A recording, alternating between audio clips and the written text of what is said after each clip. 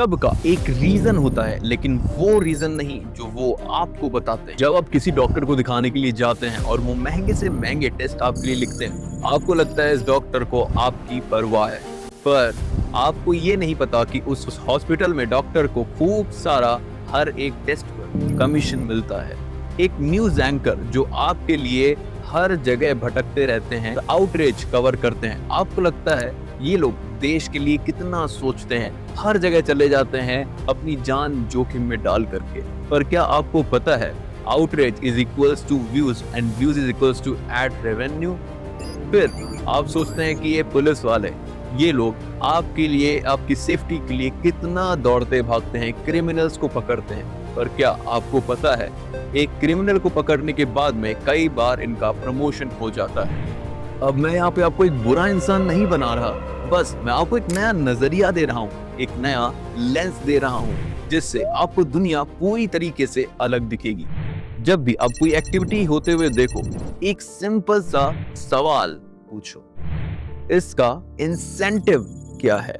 और इस सवाल के बाद में आपको दुनिया एक नए नजर से देखने को मिलेगी। इंसेंटिव एक इनविजिबल हैंड है जो किसी भी इंसान को हिलाने का काम करता है। Charlie Munger, one of the most successful investor in the world, वो वॉरेन बफेट के पार्टनर भी हैं। उन्होंने एक बात बोली थी कि if you can show me the incentive, I can show you the outcome. अगर आप मुझे इंसेंटिव दिखा सकते हैं तो मैं आपको आउटकम दिखा सकता हूँ। और ये कोई फाइनेंस की बात नहीं है, बल्कि ये ह्यूमन नेचर है। तो इंसेंटिव क्या होता है? कोई भी चीज जो आपको मोटिवेट करती है कोई काम करने के लिए। पावर, पैसा, सर्वाइवल, स्टेटस, लव, फियर और वैलिडेशन। इंसेंटिव पॉजिटिव भी होती है, नेगेटिव भी होती है, सोशल भी होती है, फाइनेंशियल भी होती है और इमोशनल भी होती है। For instance 1960 Soviet union factories, government ने फैक्ट्रीज को इंसेंटिव दिया और बोला जितने ज्यादा नेल्स बनाओ उतना ज्यादा बोनस। अब फैक्ट्री ने काम शुरू करा और उसने बहुत सारे नेल्स बनाए, पर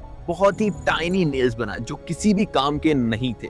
फिर गवर्नमेंट ने अपनी पॉलिसी चेंज करी और बोला कि इस बार नेल पर वेट बनाओ, जितने ज्यादा सही तरीके से नेल बनाओगे उतना ज्यादा बोनस। फिर से वही हुआ, फैक्ट्री ने नेल बनाने शुरू करे और एक के बाद एक हैवी नेल्स बनाए। गलती वर्कर्स की नहीं थी, उन्होंने बस वही किया जो इंसेंटिव ने उनको कहा।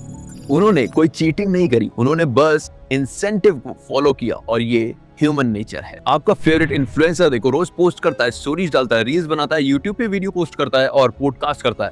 आपको लगता होगा कितना ज्यादा पैशनेट है अपने काम को लेकर के। हाँ, ऑब्वियसली कुछ लोग जेन्युइनली पैशनेट होते हैं, लेकिन सिस्टम देखो, इंस्टाग्राम का जो एल्गोरिथम है वो कैसे रिवॉर्ड करता है। इंस्टाग्राम का जो एल्गोरिथम है वो क्या रिवॉर्ड करता है? Consistency, engagement, watch time. जो डेली पोस्ट करता है एल्गोरिथम उसको बूस्ट करता है, और जो नहीं करता एल्गोरिथम उसको डिसअपीयर कर देता है। और क्रिएटर का इंसेंटिव है एल्गोरिथम को खुश करना। वो रोज पोस्ट करता है, चाहे कुछ बोलने के लिए हो चाहे ना हो, चाहे कंटेंट हैवी हो या फिर लूज सा हो, चाहे कुछ अच्छा हो या बुरा, चाहे वो थका हारा हो या फिर एनर्जेटिक, वो डेली पोस्ट करता है। ये उनकी गलती नहीं है, ये इंसेंटिव स्ट्रक्चर है। अब मैं यहाँ पे आपको वो सीक्रेट बताऊंगा जो आज तक आपको किसी ने भी नहीं बताया होगा, और खासकर अगर आप एक कंटेंट क्रिएटर हैं तो आपके लिए बहुत ही ज्यादा काम आएगा।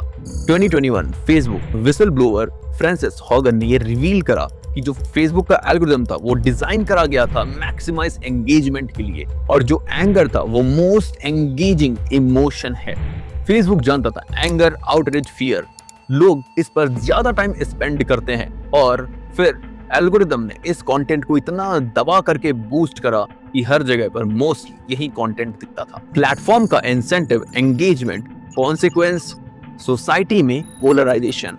यहाँ पर कोई विलेन नहीं था, बस एक इंसेंटिव था।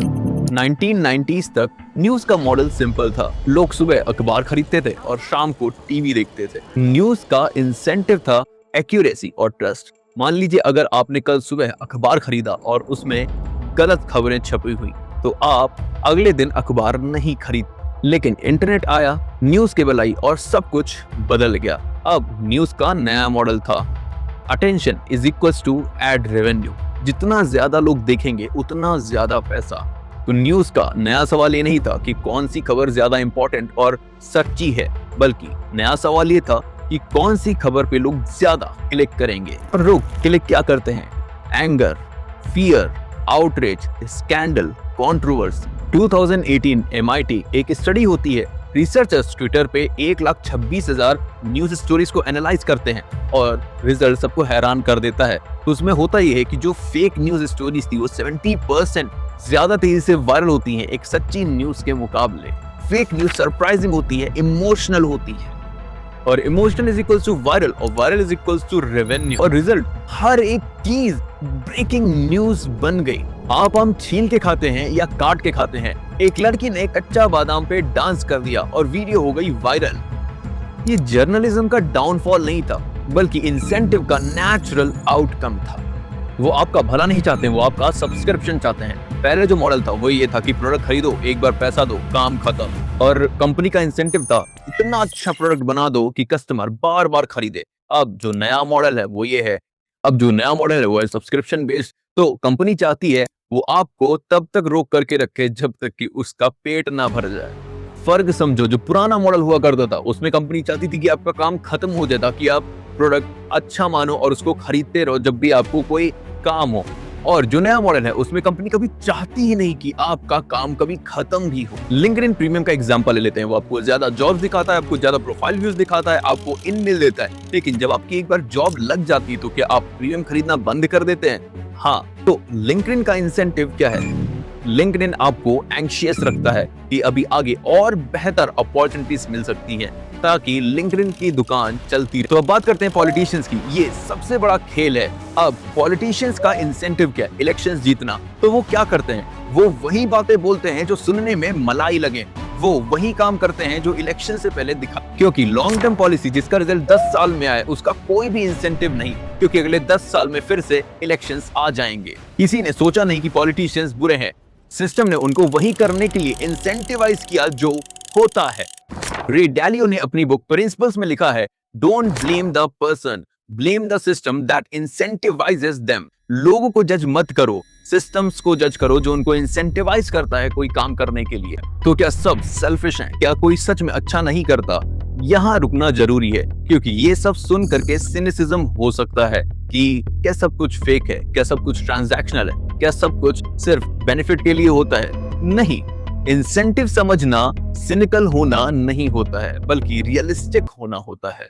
क्योंकि जब एक डॉक्टर आपका भला चाहता है पर सिस्टम उसको गलत तरीके से इंसेंटिवाइज करता है, तो डॉक्टर की गलती नहीं है बल्कि सिस्टम ही पूरा बुरा है। जब कोई डॉक्टर आपका सच में भला चाहता हो और सिस्टम उसको गलत तरीके से इंसेंटिवाइज करता है, तो डॉक्टर की यहाँ पे गलती नहीं है बल्कि उस ब्रोकन सिस्टम की गलती है।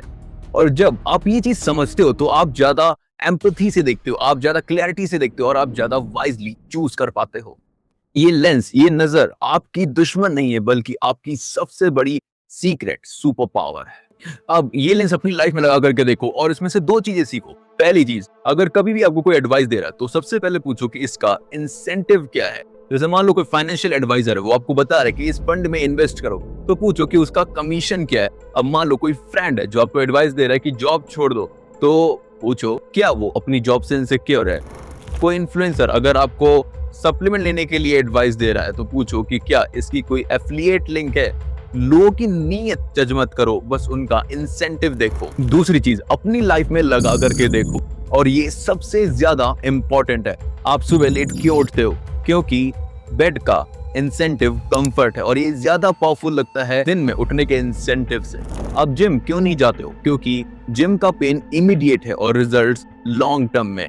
आप अनहेल्दी क्यों खाते हो? क्योंकि टेस्ट का इंसेंटिव इमीडिएट है और हेल्थ का लॉन्ग टर्म है। आपकी लाइफ में जो भी काम नहीं हो रहा है वो लेजीनेस नहीं है, बस मिसअलाइंड इंसेंटिव्स हैं। तो अपने इंसेंटिव्स को रीडिजाइन कर। दुनिया की सबसे बड़ी सुपर पावर है ये जानना कि आप जो कर रहे हो वो क्यों कर रहे हो। 1 सेकंड के लिए सोचो, आज सुबह कितने लोग उठे? क्या उनको पता था कि उनके जितने भी एक्शंस हैं वो कौन से इंसेंटिव से ड्रिवन है? बहुत कम लोग रिएक्ट करते हैं, बिहेव करते हैं, फॉलो करते हैं बिना ये जाने कि सिस्टम ने उनको एग्जैक्टली वैसे ही डिजाइन किया है वो करने के लिए जो सिस्टम चाहता है। वो इंसान जो इंसेंटिव समझता है वो दोनों काम करता है, खुद के लिए बहुत ही अच्छे डिसीजंस लेता है और दूसरों के बिहेवियर को बिना जजमेंट के समझता है। वो इंसान मैनिपुलेट नहीं होता, डिसीव नहीं होता और सरप्राइज नहीं होता जब लोग वही करते हैं जो इंसेंटिव उनको कहता है।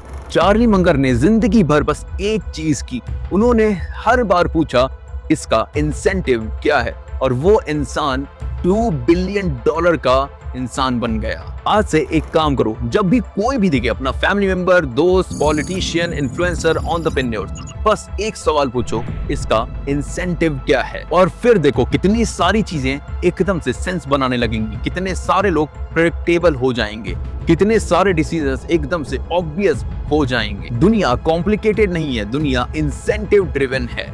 और जिस दिन आप ये समझ जाओगे, दुनिया आपके लिए एक नया रास्ता बन जाएगी।